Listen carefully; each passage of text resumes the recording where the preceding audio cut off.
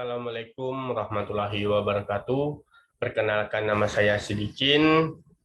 Saya sekarang semester 3 program studi pendidikan guru sekolah dasar.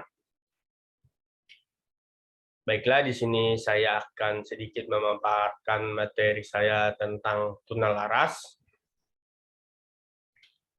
Yang pertama, kita akan membahas definisi anak tunalaras. Nah, jadi istilah tunalaras berasal dari kata tuna yang berarti kurang dan laras yang berarti sesuai. Nah, jadi anak tunalaras berarti anak yang bertingkah laku kurang sesuai dengan lingkungannya. Ada 5. Yang pertama yaitu memiliki hambatan dalam belajar yang bukan disebabkan dari faktor intelektual, alat indera maupun faktor kesehatan. Nah, yang kedua, memiliki hambatan dalam menjalin pertemanan dengan teman sebaya maupun dengan pendidik. Nah, yang ketiga, memiliki tingkah laku yang tidak sesuai dengan keadaan normal di lingkungan sekitarnya. Nah, yang keempat, mudah terbawa perasaan seperti emosi, labil, ketidakbahagiaan, dan mudah depresi. Nah, yang kelima, cenderung menunjukkan gejala-gejala fisik seperti ketakutan yang dikaitkan dengan permasalahan-permasalahan pribadi maupun yang ada di sekolah.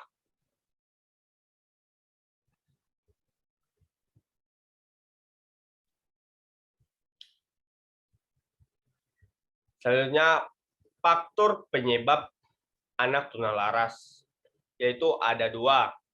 Yang pertama, faktor internal. Yang kedua, ada faktor eksternal. Nah, yang pertama kita akan bahas faktor internal. Nah, di dalamnya ada 4. Yang pertama itu faktor keturunan. Nah, orang tua sangat berperan penting dalam melahirkan generasi sehingga orang tua diharapkan harus berhati-hati. Nah, dalam melakukan perkawinan yang sampai salah memilih pasangan yang nantinya mengganggu hasil dari perkawinan tersebut. Yang kedua ada faktor psikologis. Nah, frustasi adalah pemicu anak mengalami kenakalan dan tindakan yang di luar kontrol kejiwaan. Dengan adanya frustasi, nah banyak anak yang lari ke alkohol, pergaulan bebas. Nah, mereka juga tidak mau diatur atau dibimbing gurunya. Nah, yang ketiga ada faktor kondisi fisik. Nah, kelenjar endokrin merupakan salah satu penyebab timbulnya kejahatan. Nah, hormon ini dikeluarkan oleh kelenjar endokrin memengaruhi tenaga seseorang. Akibat dari gangguan tersebut, maka dapat muncul gangguan perkembangan fisik dan mental seseorang sehingga akan berpengaruh terhadap perkembangan wataknya. Nah, kondisi fisik ini dapat berupa kelainan atau sebuah kecacatan baik tubuh maupun sensoris yang dapat mempengaruhi perilaku seseorang. Kecacatan yang dialami seseorang mengakibatkan timbulnya keterbatasan dalam memenuhi kebutuhan baik berupa kebutuhan fisik maupun kebutuhan psikisnya. Nah, yang terakhir yang keempat, masalah perkembangan. Setiap memasuki fase perkembangan baru, nah, individu dihadapkan pada berbagai tantangan atau krisis emosi. Nah, dengan adanya proses kematangan yang menyertai perkembangan anak, bisa mengatasi hal yang baru. Ego berperan penting dalam mengatasi krisis ini. Maka perkembangan ego yang matang akan terjadi sehingga individu dapat menyesuaikan diri dengan lingkungannya. Sebaliknya, apabila individu tidak berhasil menyelesaikan masalah tersebut, maka akan menimbulkan gangguan emosi dan tingkah laku. Konflik emosi ini terutama terjadi pada masa kanak-kanak dan pubertas. Adapun yang paling tampak yaitu sikap menantang dan keras kepala. Kecenderungan ini disebabkan karena anak yang sedang menemukannya akunya sehingga anak sering bergejolak dengan ditandai emosi yang meledak-ledak. Misalnya marah, menentang, pemberontak, dan keras kepala. Nah, yang kedua kita akan membahas faktor eksternal. Nah, di dalam faktor eksternal ini ada 3. Yang pertama itu faktor keluarga. Nah, pendidikan yang pertama adalah keluarga. Sudah sewajarnya keluarga memberikan kenyamanan dan perasaan aman bagi anggota keluarganya. Kasih sayang harus diberikan dengan setulus hati antara ayah, ibu, dan anak. Sikap saling menghormati perlu ditekankan dalam keluarga, yang tua menyayangi yang muda, begitu pula sebaliknya. Nah, yang kedua, faktor di sekolah. Nah, di sekolah tersedia tata tertib dan aturan yang harus ditaati oleh peserta didik. Mereka diajarkan untuk menaati peraturan dan latihan disiplin. Nah, mereka tidak hanya membekali dengan pengetahuan saja, tetapi harus mempunyai kepribadian yang akan menjadikan anak menjadi pribadi yang tanggung jawab, baik terhadap pribadi maupun masyarakat yang di sekitarnya. Nah, tetapi di sekolah terkadang banyak konflik yang harus dilalui oleh para siswa, baik antar siswa maupun antar guru, maupun dengan guru itu sendiri. Yang tiga, faktor masyarakat.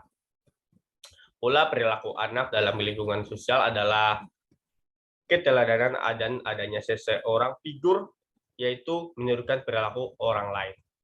Di samping pengaruh-pengaruh bersifat positif, di dalam lingkungan masyarakat juga terdapat pengaruh negatif. Nah, ditambah hiburan yang tidak sesuai dengan perkembangan jiwa anak merupakan sumber terjadinya kelainan tingkah laku. Hal ini biasanya terjadi di kota-kota besar karena terdapat berbagai fasilitas tontonan dan hiburan yang tidak tersaring oleh budaya lokal dan terkesan bebas dari sejumlah aturan norma tertentu.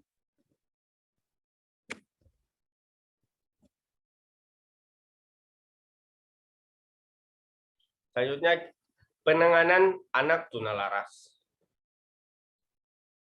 Penanganan anak tunalaras ini ada 5, yaitu yang pertama, kita dengan sekolah reguler, mereka tetap sekolah dengan anak yang lainnya, tetapi adanya bimbingan khusus dari guru atau penyelenggara bimbingan penyuluhan, biasanya anak tunalaras yang ringan. Nah, yang kedua, menyediakan kelas khusus yang diperuntukkan untuk anak nakal, tetapi masih dalam satu kelas, sehingga anak yang biasa tidak perlu takut akan gangguan dan guru pembimbingnya juga harus berlatar belakang PLB, pendidikan luar biasa. Nah, yang ketiga, SLB, tanpa asrama. Diperuntukkan untuk anak yang tidak bisa berteman karena mereka suka mengganggu dan memukul, menyakiti temannya. Nah, yang keempat, disediakan asrama. Sekolah ini diperuntukkan untuk anak tunalaras. Nah, yang sudah sangat berat sehingga harus dipisahkan dari teman dan orang tuanya. Mereka perlu bimbingan dan penyuluhan yang intensif dan terpantau. Yang kelima, yaitu sekolah inklusi yang memiliki kurikulum modifikasi untuk anak yang memiliki jenis kebutuhan ini. Berbagai pelayanan untuk anak tunalaras, yaitu lingkungan yang menunjang dengan adanya inovasi dan kreasi dalam kelas, diantaranya yang pertama itu ruangan yang kedap suara. Yang kedua, tersedianya karpet. Yang ketiga, jendela harus tertutup. Yang keempat, adanya lemari dan rak buku sehingga terkesan rapi. Yang kelima, papan tulis yang bersih. Yang keenam, tersedianya meja tulis yang terlindung. Yang ketujuh, fokus pada sebuah tujuan. Yang kedelapan, adanya hadiah yang diberikan, begitupun dengannya adanya sebuah hukuman. Yang kelima, nah jadi 5 strategi pembelajaran ini yang harus dikreasikan oleh guru.